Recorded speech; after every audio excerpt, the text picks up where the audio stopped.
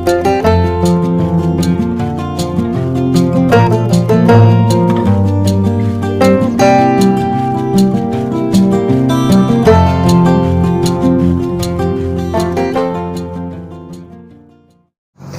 नमस्कार, आप देख रहे हैं धर्मदर्श पत्रिका का यूट्यूब चैनल दस्तक मीडिया। मैं विनोद शुक्ल। आपको पता है कि आज मैं पनकी धाम में आया हूँ, बाबा नीम करोली के धाम में आया हूँ और वहाँ पर मेरी भेंट हुई है डॉक्टर रामकृष्ण शर्मा जी से। शर्मा जी बैठे हुए हैं और आपने महाराज जी के दर्शन किए हैं, आपने महाराज जी का सानिध्य पाया है। तो मैं सबसे पहले आपको ये पत्रिका भेंट करता हूँ और आप सबकी तरफ से उन कर कमलों में मैं ये महाराज जी का चित्र दे रहा हूँ जिन्होंने महाराज जी का मानव जीवन में उनके चरण स्पर्श करने का सौभाग्य प्राप्त किया है। तो मैं सबसे पहले हृदय से आभार व्यक्त करता हूँ कि आपने दस्तक मीडिया से बात करने के लिए इजाज़त दी। और डॉक्टर साहब, कैसे आए आप महाराज जी के? मैं अपनी पत्नी के साथ ही महाराज जी के सानिध्य में आया। महाराज जी ने ही हम लोगों का विवाह कराया जी, दोनों का जी। तो और महाराज जी ने वहाँ पर विवाह में जो लीला रूप धारण करके दर्शन दिए, तो लीला रूप में वहीं से बैठे बैठे उन्होंने सारा हमारा जो विवाह का उत्सव है, जैसे रिकॉर्ड कर रहे हैं आप, ऐसे उन्होंने रिकॉर्ड किया और पूरा वृत्तांत सुनाया। तो मैं अब ये बात बताना चाहता हूँ मुख्य, क्योंकि मेरा कोई व्यक्तिगत यहाँ इंटरव्यू न लेकर जिस सेवा समिति के प्रांगण में आप आज बैठे हुए हैं और जो मंदिर के प्रांगण में स्थापित है, महाराज जी तो विराजमान है यहाँ पर। महाराज जी ने जिस मंदिर की स्थापना की वहाँ पर महाराज जी के अस्तित्व का बोध कराने के लिए सेवा समिति ने जो अपनी सेवाएं अर्पित की, वह एक संघर्ष का काल रहा है। ये मैं स्पष्ट इसलिए कहना चाहता हूँ कि इस मंदिर की स्थापना के पश्चात जो एक सुप्तावस्था आ गई थी, बहुत दिनों तक श्री गुरुदत्त जी शर्मा तलाशते रहे थे। गुरुदत्त जी शर्मा बाबा के परम भक्तों में। अच्छा, कहाँ रहते थे गुरुदत्त? ये कानपुर में ही उनका निवास रहा और वो किदवई नगर में प्रारंभ में रहे, फिर बाद में एलडीको में आ गए। वहाँ गुरुदत्त जी शर्मा और रेलवे के चीफ बुकिंग बाबू हुआ करते थे, जो महाराज जी के कारण बहुत दिनों तक उनके प्रभाव में आकर उनके साथ ही नौकरी भी छोड़ दी और कई वर्षों तक उनके साथ ही साथ रहे महाराज जी की सेवा में। वह कुछ दिन तक इस मंदिर के ट्रस्ट के सचिव भी रहे। अच्छा, जो अभी आपने देखा और जिस मंदिर की स्थापना का आपने वो शिलापट देखा, उसमें महाराज जी ने उसकी स्थापना की। तो वो इस बात से मन में शिव संकल्प लेकर तैयार थे, कोई ऐसा भक्त और मिले कि जिससे सेवा समिति की स्थापना होकर मंदिर में बैठे हुए हनुमान जी का हम लोग लोक कल्याण के लिए संसार में प्रसार कर सकें। क्योंकि ये मंदिर में अधिक लोक कल्याण के प्रसार की बात न होकर केवल वार्षिकोत्सव और स्थापना दिवस मनाया जाता था, किंतु सेवा समिति ने यहाँ पर श्री आर.डी. तिवारी को जब प्राप्त कर लिया मानस पुत्र के रूप में गुरुदत्त जी शर्मा ने, तो वो परम भक्त बाबा के हो गए। और बाबा का फिर चमत्कार देखिए कि श्री नीम करोली सेवा समिति की स्थापना करके उन्होंने अखंड हनुमान चालीसा के पाठ रात और दिन मंदिर में प्रारंभ कराए और खिचड़ी प्रसाद भोग भंडारा का आयोजन किया। संक्रांति पर, उत्सवों पर वो कार्यक्रम आयोजित करते रहे। श्री आर.डी. तिवारी और श्री गुरुदत्त जी शर्मा जो संस्थापक और समिति के ये सचिव बने, उन्होंने पूरी योजनाबद्ध तरीके से आर.सी. शर्मा जी, श्रीवास्तव जी और अपने मिश्रा जी, क्या नाम, बी.डी. मिश्रा जी, इन सबको इकट्ठा करके, वाजपेयी जी, उन सबको इकट्ठा करके यहाँ पर औषधालय की स्थापना की। तो इसके पश्चात जो ये सब कार्यक्रम हुआ, उसमें जब ये आए और निर्वाण प्राप्त किया महाराज जी के श्री चरणों में तिवारी जी ने, तो पहले ही यहाँ पर मूल रूप से जो भक्त थे दीक्षित जी, जिन्होंने बाबा जी के दर्शन किए थे और जिन्होंने मंदिर के जीर्णोद्धार वगैरह के लिए भी निरंतर प्रयत्न किए शर्मा जी के साथ, फिर आर.डी. तिवारी जी ने आकर एक जो समिति का प्रसार किया और उत्सवों का प्रसार किया, और गोविंदपुरी में हमने बहुत बड़ा जलसा किया महाराज जी के जन्मोत्सव पर। जैसा दीक्षित जी हमारे साथ थे और सब लोग थे, उस बार आर.सी. शर्मा जी, तो वहाँ पर ये जो पुरस्कृत किया गया बाबा नीम करौरी जी महाराज के साथ यहाँ के हनुमान जी, एक ही कलाकार ने लखनऊ के हनुमान जी और पनकी के हनुमान जी का शिल्प आकृति दी, एक ही, और यहाँ के हनुमान जी का निर्माण करके फिर वो हनुमत लोग चले गए वो शिल्पकार। तो मेरा कहने का तात्पर्य यह है कि तिवारी जी ने फिर ऐसे सुंदर युवक, स्वस्थ, सानंद, जो महाराज जी के सानिध्य में निरंतर बने रहते हैं, ऐसे जिन्होंने दर्शन किए दीक्षित जी को और श्री संजीव कुमार जी को और उनके स्वयं सुपुत्र, इनको संजीव कुमार पांडे जी ने फिर महामंत्री पद संभाल कर ये पूरा विस्तार किया और अनेक लोगों को जोड़कर अनेक क्षेत्रीय कार्यालयों की स्थापना करके आज सेवा समिति को इस रूप में लाकर प्रस्तुत किया है कि हम महाराज जी के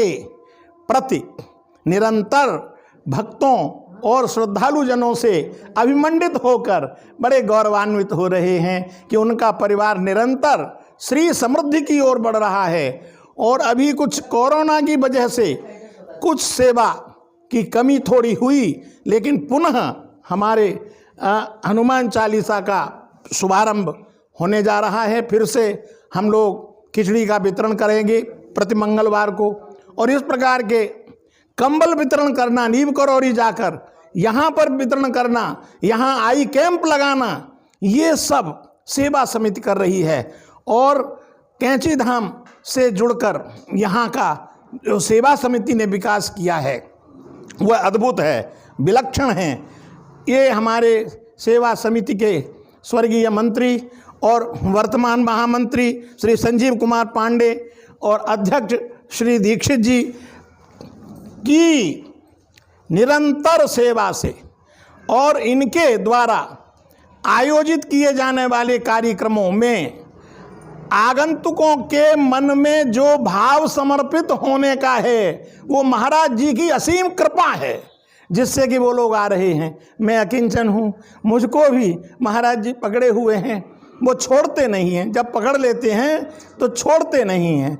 ऐसी स्थिति में यहाँ पर जो कार्यक्रम हो रहे हैं, जिनका संचालन इन लोगों के हाथ में है, वो निश्चित ही धन्य हैं और निरंतर ये कार्य अग्रसर होंगे।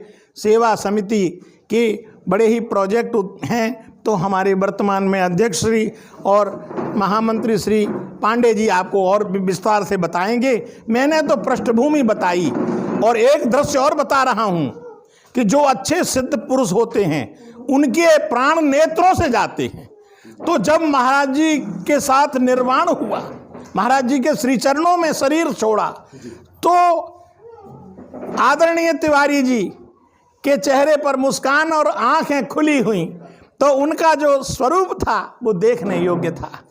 और हमारा निरंतर प्रयास रहता है कि अधिक से अधिक जन सामान्य तक महाराज जी की कीर्ति पहुँचे।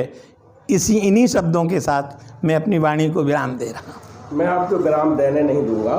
क्योंकि आपने अपनी सारी बात की, मैं कुछ बोला नहीं बीच में, इसलिए कि आप अपनी बात रख लें, लेकिन कुछ जिज्ञासाएं मेरी भी हैं जी। उनको बताएं आप।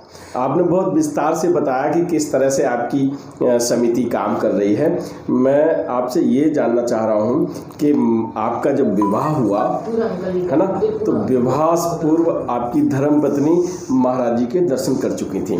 महाराज जी आते थे, महाराज वो जी कभी कहाँ? किसी को दर्शन नहीं, हमारे घर पर। हाँ, आपके घर पर या हमारी ससुराल में। ससुराल में? जी। अच्छा, तो फिर आपको प्रथम दर्शन कब हुए? हमारे प्रथम दर्शन तो लीला पुरुषोत्तम ने यह कहकर कि वहाँ अलीगढ़ विश्वविद्यालय में रामकृष्ण शर्मा एक वर है और वो योग्य है, उसको वर्ण कर दीजिए आप अपनी कन्या को। और इस प्रकार से मुझे स्वप्न में महाराज जी ने दर्शन दिए, कभी दर्शन नहीं हुए, स्वप्न में पहला दर्शन हुआ। और उसके बाद मेरा विवाह वरण का कार्यक्रम हुआ और विवाह संपन्न हुआ। सबसे पहले पत्नी को महाराज जी ने घर पर ही, क्योंकि शर्मा जी के घर पर वो आते थे महाराज जी। संयोग है कि मैंने अभी विनय चालीसा के जो रचयिता हैं उनसे बात की, और विनय चालीसा जब उन्होंने लिखा तो उनकी पत्नी ने कहा था कि मुझे डर था कि वो जब रात में लिखते थे और धर्मयुग पत्रिका में छिपा देते थे, तो मुझे डर था। ये बता रही थी कि 21-20 साल की उम्र है और कहीं वो लव लेटर किसी को लिख रहे हैं।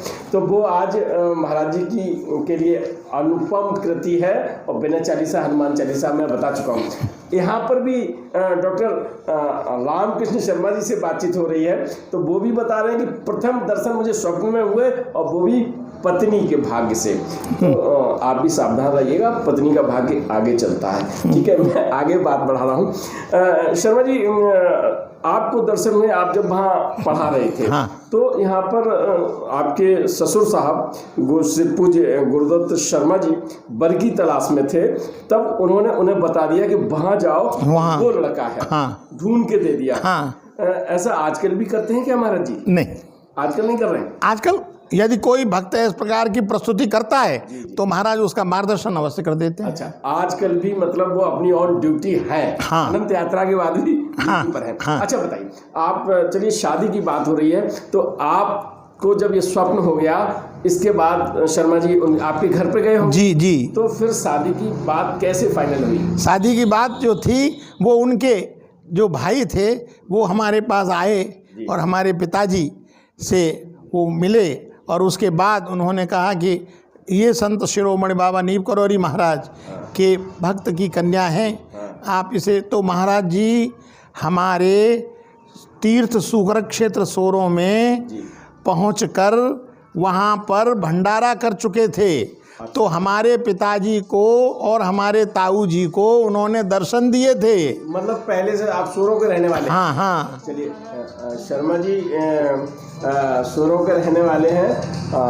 आप जानते हैं कितनी पवित्र धरती है, गंगा माँ है वहाँ पर। चलिए, सोरों के बारे में फिर कभी बताएंगे, लेकिन आपसे मिलना है तो आपसे बात कर लेता हूँ। आपको तब भी क्या ऐसा होता था जैसे आजकल लड़की देखने जाता है लड़का, आप भी देखने गए थे क्या? नहीं, नहीं देखने गए थे। वो स्वयं शर्मा जी वहाँ लाए थे अलीगढ़, और वहाँ पर एक देवत्रय मंदिर है, जहाँ देवत्रय हॉस्पिटल भी है अब, वहीं पर मुझे उन्होंने दिखाया था। अच्छा अच्छा। हाँ।